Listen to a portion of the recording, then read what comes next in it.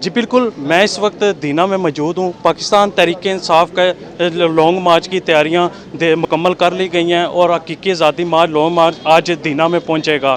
मेरे साथ इस वक्त पाकिस्तान तहरीक-ए-इंसाफ के रहनुमा मौजूद हैं, उनसे बात करते हैं वो क्या कहते हैं। जी औज़ुबिल्लाहि मिनश्शैतानिर्रजीम बिस्मिल्लाहिर्रहमानिर्रहीम। आज आज़ादी मार्च का दीना शहर में पड़ाव है और तहसील दीना और सिटी दीना के वर्कर पीटीआई भरपूर तरीके से इसमें शिरकत करेंगे और शाह महमूद कुरैशी और फवाद हुसैन का भरपूर तरीके से इस्तकबाल किया जाएगा। तमाम पब्लिक और तमाम पीटीआई वर्कर ये चाहते हैं कि वो खान साहब की कॉल पे लब्बैक कहेंगे और जब खान साहब कॉल देंगे हम इस्लामाबाद भी जाएंगे और वहाँ बैठेंगे जब तक खान साहब कहेंगे और यहाँ पर तारीखी जलसा होगा। और खान साहब ये चाहते हैं कि हर ख़ास व आम को इंसाफ मिलना चाहिए और बराबरी की सतह पे मिलना चाहिए और हर शख्स हर पीटीआई वर्कर की एक ही आवाज़ है, इमरान खान।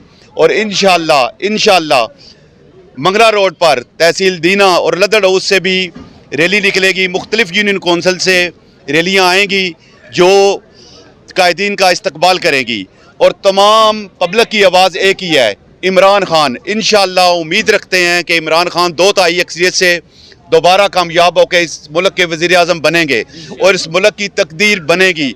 हमारे दिलों की धड़कन इमरान खान, पाकिस्तान तहरीक-ए-इंसाफ जिंदाबाद।